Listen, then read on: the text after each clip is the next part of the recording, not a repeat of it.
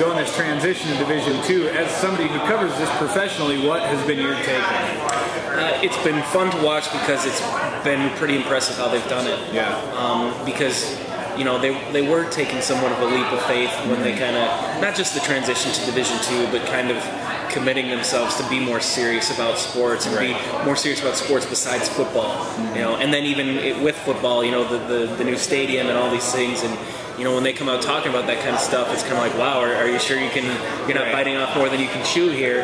And to their credit, you know, for the most part, they've kind of answered the bell, so to speak, for all of that. And I mean, obviously, you just kind of look at where things are now compared to where there used to be. I mean, obviously, the football team always had success on the field, but now you make a trip out to Bob Young Field. I mean, that's a far cry from when I first started covering them. They played half their home games at O'Gorman, let alone Howard Field. You know, I covered some home games at O'Gorman High School. You know, and then you look at the basketball teams, and like you mentioned, track and baseball and soccer and some of these other sports that were really kind of an afterthought. I mean, I won't mince words. At times, it felt more like intramural sports. I mean, it really did. I mean, there wasn't a lot of intensity with some of those programs, and now they're getting serious about it, and they've gotten a lot better with their women's sports, which didn't used to be so good. So it has been impressive to see that. I think you'd have to give Willie Sanchez a lot of credit. I mean, he definitely brought a level of credibility to the program that wasn't necessarily there before. When you first heard the talk about going to D2, and then when it was finally announced, what was your initial reaction to that? I didn't expect it to happen this soon. I thought they would still be in NAIA as of right now. I thought it was a few years down the road, but I think they saw an opening, and you know, I think now you can say they did the right thing. I mean, because getting into the conference is really what it comes down to. You know, if it doesn't matter how good you are or any of those things. What matters is if you can find a conference. I mean, you can see that with what South Dakota State and USD have done going to Division I. That's the important thing, and they got into a conference. In as much as it happened sooner than I thought, I think it's worked out great. I mean, I thought immediately that they were a great fit for the Northern Sun Conference. I mean, they're a comparable institution to those other schools. I mean, are they going to come in and right away dominate in all their sports? No, they're not. But people that are suggesting that they're going to be in over their head or anything like that, they're mistaken. I mean, they're very comparable to a lot of the teams in that league already. So I think it's going to be a good fit. And, you know, they got voted in, so I think that says that the majority of the teams that are already in that league see them the same way. That they see this as a program that fits with what we're trying to do. And, you know, I think for obviously Augustana sees there's some potential there for creating a rivalry and more fan interest. And I think everyone around the league sees, you know, the city of Sioux Falls getting another team in there. I mean, it's one of the better cities in the league. There's more media coverage. There's more fans that are interested in Division II sports here than there are in some other places. So I think it's a great fit for USF. I think they're lucky to be in it, to tell you the truth. You know, I agree. When I first heard it, I was like, oh boy, this sounds a little soon. And then as you said, as it played out and we got into the NSIC, it's been a great thing, and it's been fun to watch these programs like the track team progress. But when you... And I know you can't go into a ton of stuff, but off the record, it seemed to a lot of people at USF that Augie was maybe a little reluctant to have that rivalry. But I think, and I thought from the beginning, that this would be a great thing for both schools. And as somebody who covers that, who has professional and personal relationships with people from both sides, have you seen benefits to each school from that rivalry beginning? Yes, and to be fair to, and in defense of Augustana, I never got the sense that they were opposed to USF being in the league. Okay. I know a lot of people said that. One of my colleagues even wrote that. But I never felt that that was necessarily the case. Now, in fairness to the people that made that accusation, Augie wasn't really saying anything. I mean, they were kind of just being quiet on the whole thing and not tipping their hand. And that's their right to do that, I guess, if that's what they want to do. It did bother me a little bit. I kind of was like, why aren't you coming out and supporting them? And I think there are benefits for both of you. Why don't you just come out and say, hey, we think this will be good? They chose not to do that, and like I said, that's kind of their prerogative. But I never really believed that the administration at Augustana was going to get in the way of something that so many other people wanted. When you've got the coaches at Augustana saying, we think it'd be great. When you've got the student athletes at Augustana saying, I would love to play USF. And when you've got the fans in town, people of Sioux Falls calls, the media, everybody clamoring for this. I just didn't believe that the administration was going to be that selfish or that sort of narrow-minded to say, well, we don't care what everyone else wants. We just want to be pithy and keep them out. I never expected that to happen, and sure enough, when it came time to make the vote, they were one of the, I mean, they could have blocked them. From what I understand, USF only got in by the one vote or whatever, so if Augie voted against them, they wouldn't have got in. So I think that kind of put that to bed a little bit, and like you said, I think they did recognize that, you know, hey, sure, would we love to kind of squish those guys a little bit and keep them down?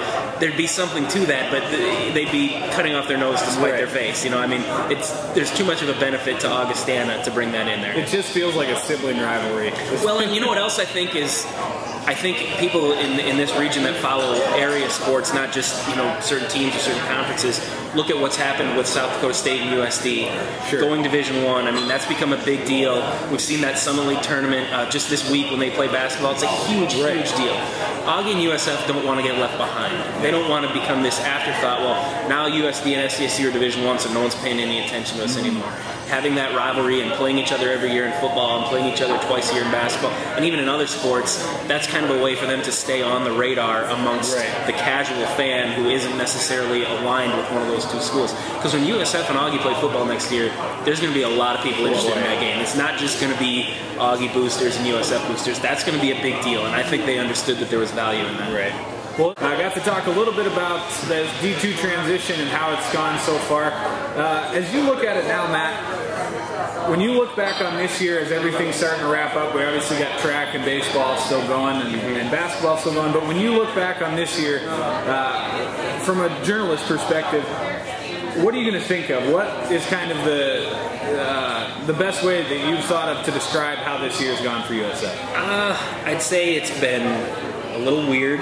Has been. But satisfactory, I think, is maybe the best word. I don't think any of the teams, with the exception probably of the women's basketball team, have really blown anyone out of the water or made anyone in the Northern Sun go, oh my gosh, what are we getting into here? The women's basketball team probably has done that. But, you know, as far as football, which obviously is kind of the most high-profile sport, and also they were first, you know, I think they answered any concerns that they were going to be in over their head. They're not going to be. But at the same time, you know, they had to take their medicine a little bit. I mean, they were losing 28-0 in their first Division II game before they knew it hit them.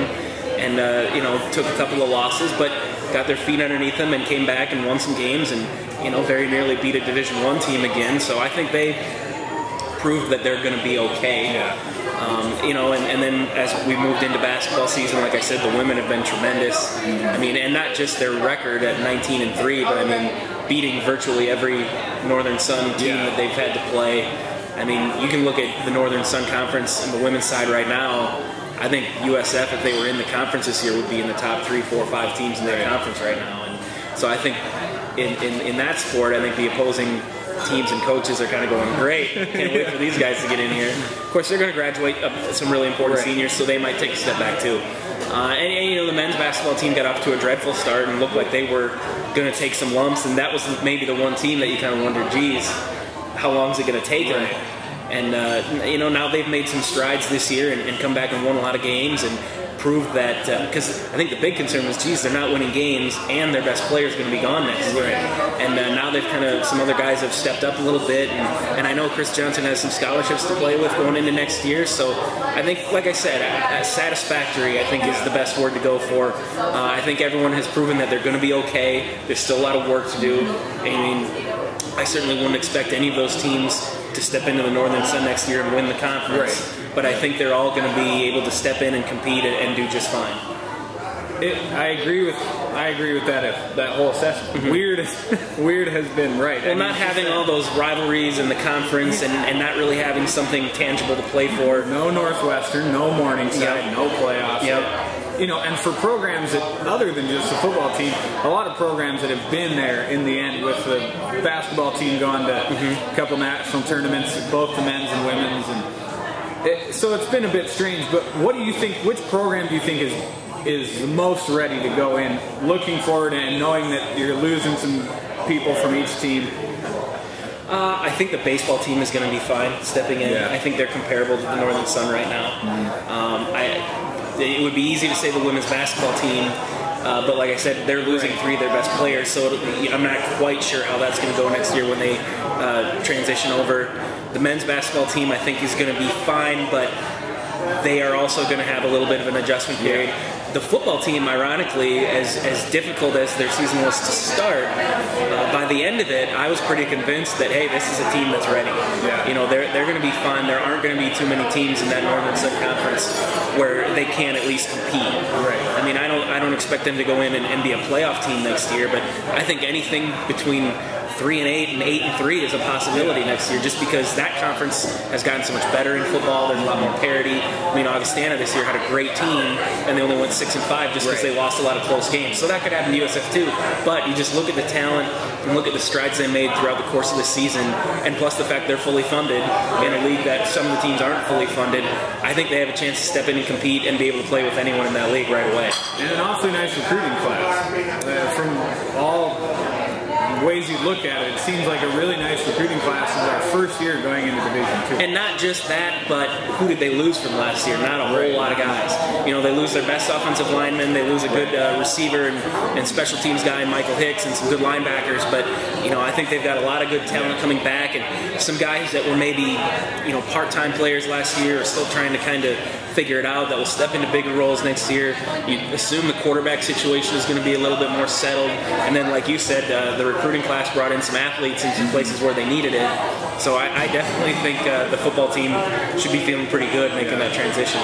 Well, we were talking a little bit over break about taking criticism for your writing and you know, as we talked about, getting it from both ends, from Augie and USF, and it'll make it, I think it would make your job a little more interesting as these two start in the same conference and they start battling each other on a regular basis. But what's that like to, I mean, you're involved with these people on an almost daily basis, you get to know them on a personal level, and then you have to still write something that you believe in and that you have an opinion of, and when it's not what they want to hear, does that make it awkward? Sometimes, but it is fun. Yeah. I find that a lot of times when I'm at USF talking to USF coaches, I end up talking about Augie a lot, and they don't like that. Right. And then I go over to Augie and find myself talking about USF, and they don't like that either.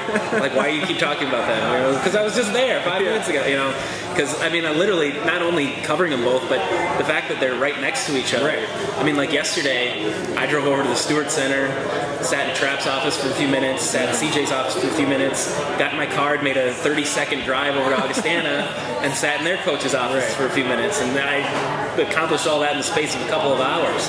You know, and so, like I said, it's fun because you hear a lot on both sides, and they're also both kind of careful to, well, we got to be careful because he's just, you know, could be going over there the next day. But, you know, one of the reasons it's fun, too, is that they're both good programs. You know, if they weren't, or they were people that were difficult to deal with, or if they just weren't very successful, or didn't have good facilities, or any of those kinds of things, that might make it different. But they're both two really good programs that really care about sports. They have two athletic directors who, you know, bleed their school colors and really want to put together good programs. They have great coaching staffs. They have fantastic facilities. They're in my hometown. It's an awful lot of fun to be involved in both programs. It's safe to say that you enjoy your job. I do. I do. That's covering those two is probably my favorite part. Is it? Yeah. Well, we appreciate you coming on, and I wish we had more shows to get you back on and maybe talk some other sports. I'm never in this building, so I don't know. I'm pretty hard to... They don't know you at all around here, do they? All right, well, Matt Zimmer from the Argus Leader, we appreciate you coming on.